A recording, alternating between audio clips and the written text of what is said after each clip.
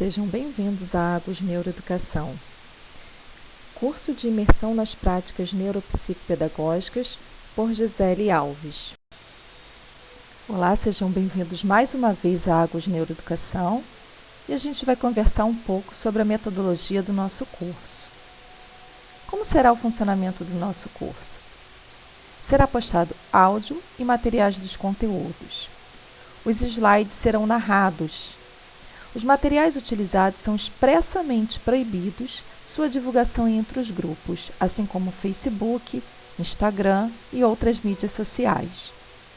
Teremos estudos de caso e orientação passo a passo da atuação psicopedagógica.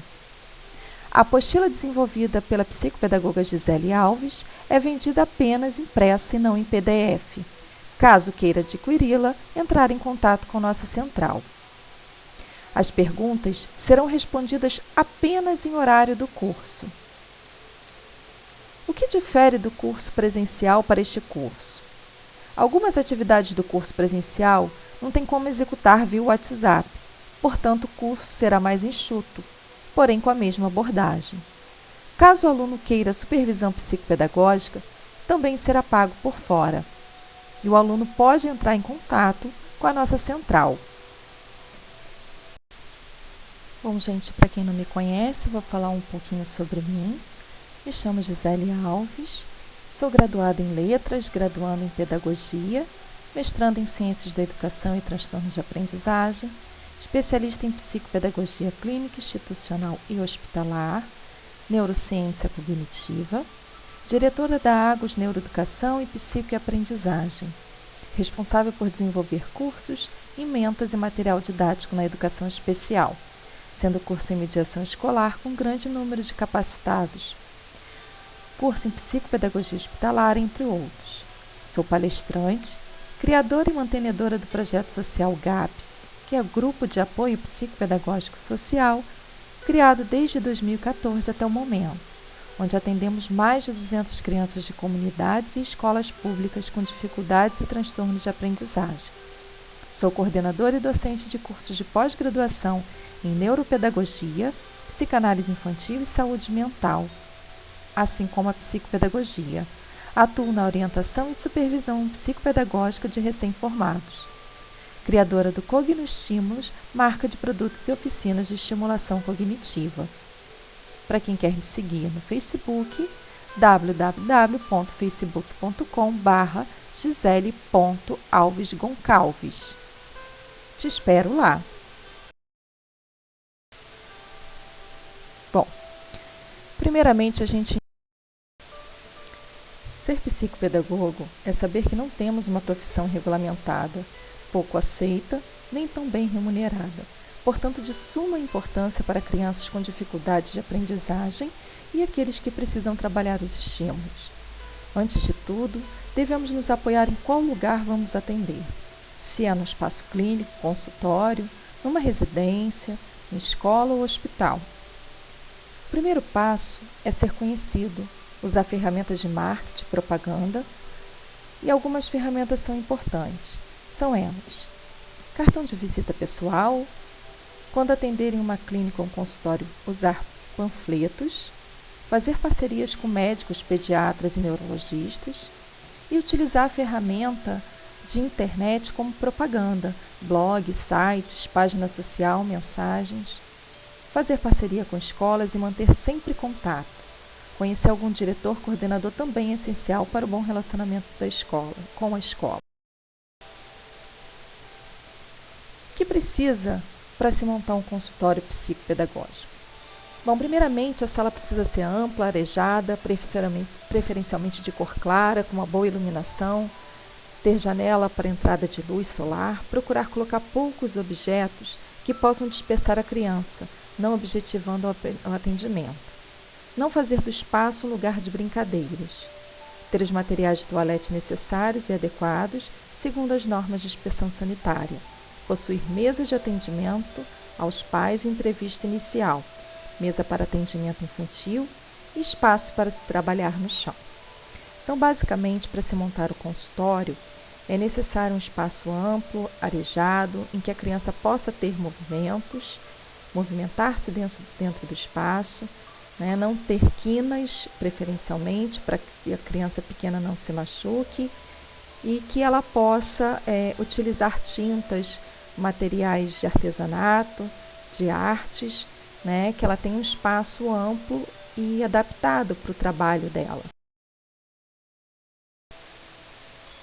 Bom, quais materiais necessários para a gente montar um consultório psicopedagógico?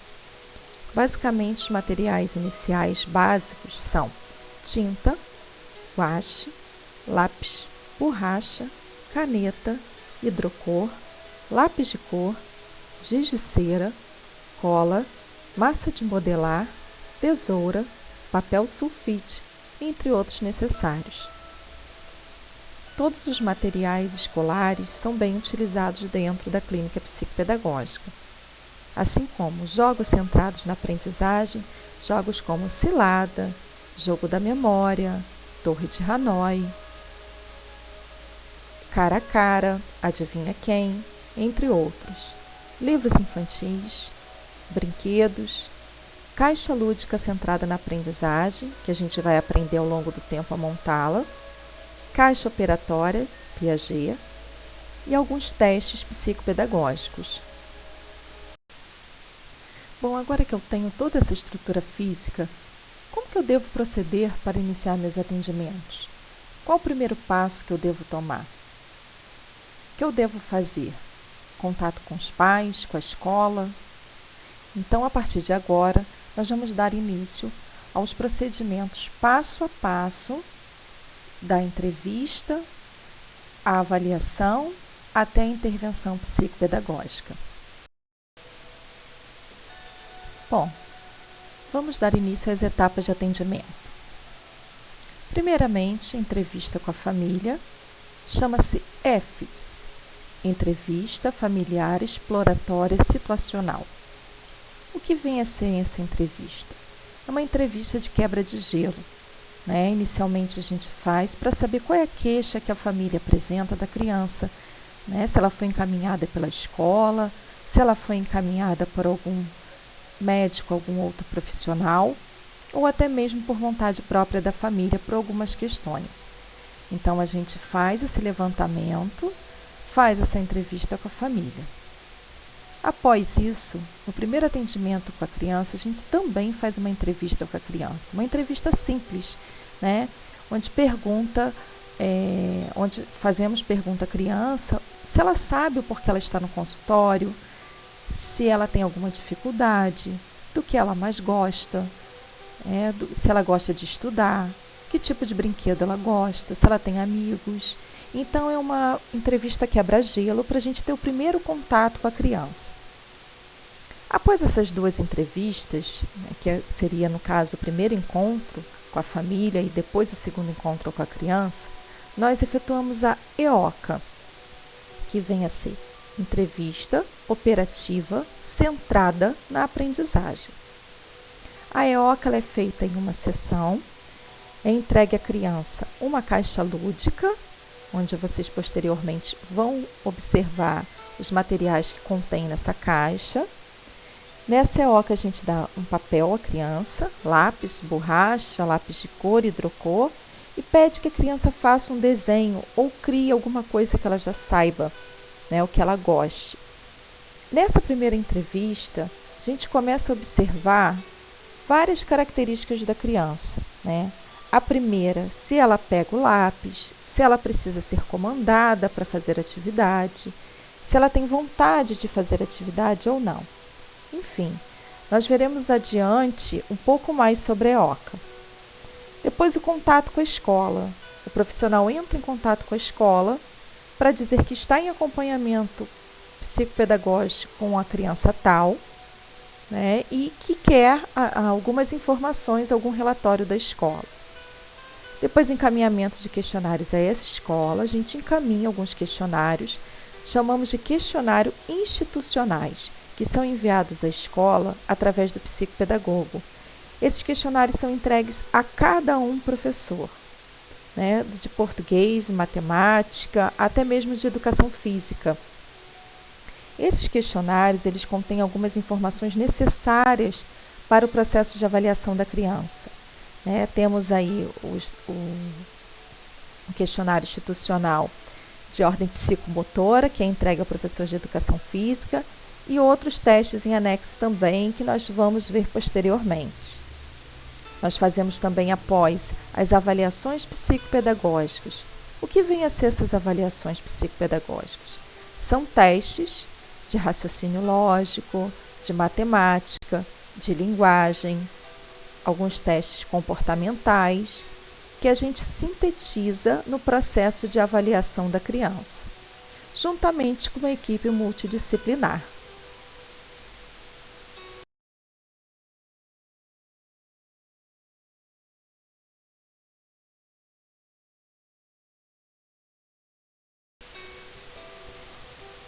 Nos testes psicopedagógicos, no processo de avaliação, existem várias etapas, né? Outras etapas também de suma importância é a verificação de exames clínicos, exames de acuidade visual e audiometria. Outro processo avaliativo também encontra-se a anamnese. A anamnese psicopedagógica pode ser feita no início das sessões ou no final dos 8 encontros.